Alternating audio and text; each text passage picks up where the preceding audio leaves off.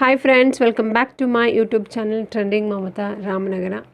ನೀವು ನೋಡ್ತಾ ಇರ್ಬೋದು ಯಾವ ಒಂದು ಕ್ಷೇತ್ರದಲ್ಲಿ ನಾವಿದ್ದೀವಿ ಅಂತ. ಹೌದು ಫ್ರೆಂಡ್ಸ್, ಇದು ಚನ್ನಪಟ್ಟಣ ತಾಲೂಕಿನಲ್ಲಿರುವಂತಹ ಒಂದು ಚಾಮುಂಡೇಶ್ವರಿಯ ದೇವಸ್ಥಾನ, ಗೌಡಿಗೆರೆ ಚಾಮುಂಡೇಶ್ವರಿ ತಾಯಿ ದೇವಸ್ಥಾನ. ಈ ಒಂದು ದೇವಸ್ಥಾನದ ವಿಶೇಷತೆ ಏನು ಅಂದರೆ, ಇದು ಪಂಚಲೋಹದಿಂದ ಆಗಿರುವಂತಹ ಒಂದು ವಿಗ್ರಹ. ಸುಮಾರು 60 ಅಡಿ ಎತ್ತರ ಇದೆ. ಜೊತೆಗೆ ಇದು ಪಂಚಲೋಹ, ನಾವೇನು ಹೇಳ್ತೀವಿ ಪಂಚಲೋಹ ಅಂದರೆ ಚಿನ್ನ, ಬೆಳ್ಳಿ, ಕಂಚು, ತಾಮ್ರ, ಕಬ್ಬಿಣ, ಈ ಥರ ಒಂದು ಪಂಚಲೋಹದಿಂದ ಆಗಿರುವಂತಹ ದೇವಸ್ಥಾನ. ಅದೇ ಈ ದೇವಸ್ಥಾನ ಒಂದು ವಿಶೇಷತೆ. ಮತ್ತು ಈ ದೇವಸ್ಥಾನದಲ್ಲಿ ಹರಕೆಗಳು ಮಾಡ್ಕೊಳ್ಳೋರು ಈ ತೆಂಗಿನಕಾಯಿಗಳನ್ನು ತಂದು ಇಲ್ಲಿ ಕಟ್ತಾರೆ. ಅದೊಂದು ಕೂಡ ಐತಿಹ್ಯ ಇದೆ. ನೀವು ನೋಡ್ತಾ ಇರ್ಬೋದು ಎಷ್ಟು ರಾಶಿ ರಾಶಿ ತೆಂಗಿನಕಾಯಿನ ನಾವು ನೋಡ್ತಾ ಇದ್ದೀವಿ ಅಂತ. ಸೊ ದೇವಸ್ಥಾನದ ಹಿಂಭಾಗ ಅಂದರೆ ಈ ವಿಗ್ರಹದ ಹಿಂಭಾಗ ಕಾಯಿಗಳನ್ನು ಕೊಡ್ತಾರೆ. ಅಲ್ಲಿಂದ ತಂದು ಬೇಡ್ಕೊಂಡಿರೋರು, ಹರಕೆಗಳನ್ನು ತೀರಿಸೋರು, ಹರಕೆ ಮಾಡ್ಕೊಳ್ಳೋರು ಇಲ್ಲಿ ಕಾಯಿಗಳನ್ನು ಕಟ್ತಾ ಇದ್ದಾರೆ. ಇದು ಒಂದು ವಿಶೇಷ.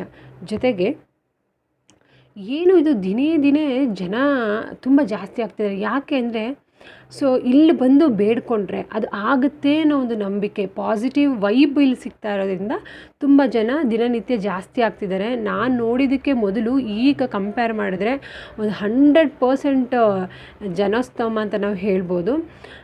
ಹಾಗಾಗಿ ಸೊ ತಿಂಗಳಲ್ಲಿ 4 ಭಾನುವಾರ ಇಲ್ಲಿ ನಾವು ಬೇಡ್ಕೊಂಡು ಬಂದರೆ ಅದಾಗುತ್ತೆ ಅಂದರೆ ನೋಡಿ. ಇಲ್ಲಿ ಒಂದು ತೀರ್ಥ ಸ್ನಾನ ಅಂತ ಸ್ನಾನ ಮಾಡಿಸ್ತಾ ಇದ್ದಾರೆ. ಏನಿದು ತೀರ್ಥ ಸ್ನಾನ ಅಂದರೆ, ಸೊ ಯಾವುದೇ ಆರೋಗ್ಯದಲ್ಲಿ ಏರುಪೇರು ಇರೋರು ಇಲ್ಲಿ ಬಂದು ಆ ತೀರ್ಥ ಸ್ನಾನ ಹಾಕ್ಸ್ಕೊಂಡ್ರೆ, ತಲೆ ಮೇಲೆ ನೀರು ಹಾಕ್ಸ್ಕೊಂಡ್ರೆ ಆರೋಗ್ಯ ಚೆನ್ನಾಗಾಗುತ್ತೆ, ಸುಧಾರಣೆ ಆಗುತ್ತೆ ಅನ್ನೋದು ನಂಬಿಕೆ. ಹಾಗಾಗಿ ತುಂಬ ಜನ ಬರ್ತಾ ಇದ್ದಾರೆ. ಜೊತೆಗೆ ನೀವು ಅಲ್ಲಿಂದ ಮುಂದೆ ಬಂದರೆ ಈ ಒಂದು ಚಾಮುಂಡೇಶ್ವರಿ ಸ್ಟ್ಯಾಚ್ಯೂ ಪಕ್ಕ ಎಡಭಾಗದಲ್ಲಿ ಒಂದು ಚಾಮುಂಡೇಶ್ವರಿ ದೇವಸ್ಥಾನ ಇದೆ. ಸೊ ಅದು ಕೂಡ ತುಂಬ ಚೆನ್ನಾಗಿದೆ, ಪುರಾತನವಾದ ದೇವಸ್ಥಾನ.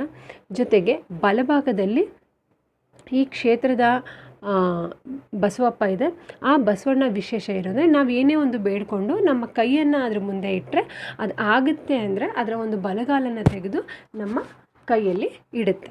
ಅದೊಂದು. ಮತ್ತು ಆರೋಗ್ಯದಲ್ಲಿ ಸಮಸ್ಯೆ ಇದ್ದಾಗ ನಾವು ನೆಲದ ಮೇಲೆ ಮಲಗಿದ್ರೆ ಅದು ಏನು ಮಾಡುತ್ತೆ, ನಮ್ಮನ್ನು ದಾಟ್ಕೊಂಡು ಹೋಗುತ್ತೆ. ಅದರಿಂದ ಕೂಡ ನಮಗೊಂದು ಪಾಸಿಟಿವ್ ವೈಬ್ ಬರೋ ಸಿಗುತ್ತೆ. ನೋಡಿ ಎಷ್ಟು ಮುದ್ದಾಗಿದೆ ಅಂತೀರ ಈ ಬಸವಣ್ಣ. ನನಗಂತೂ ನೋಡಿ ತುಂಬ ಖುಷಿ ಆಯಿತು. ಯಾಕೆ ಅಂದರೆ ಅದನ್ನು ಅಷ್ಟು ನೀಟಾಗಿಟ್ಟಿದ್ದಾರೆ, ಅಷ್ಟು ಅದು ಹೈಜೀನ್ ಆಗಿದೆ. ಸೊ ಅದೊಂದು ವಿಶೇಷತೆ. ದೇವ್ರ ಭಕ್ತಿ ಅನ್ನೋದು ಇಲ್ಲಿ ನಾವು ನೋಡ್ಬೋದು. ಜನ ಎಷ್ಟು ಅದನ್ನು ವಿಜೃಂಭಣೆಯಿಂದ ನಮಸ್ಕರಿಸ್ತಿದ್ರು ಅಂದರೆ ಅಷ್ಟು ಖುಷಿ ಆಯಿತು ನನಗೆ.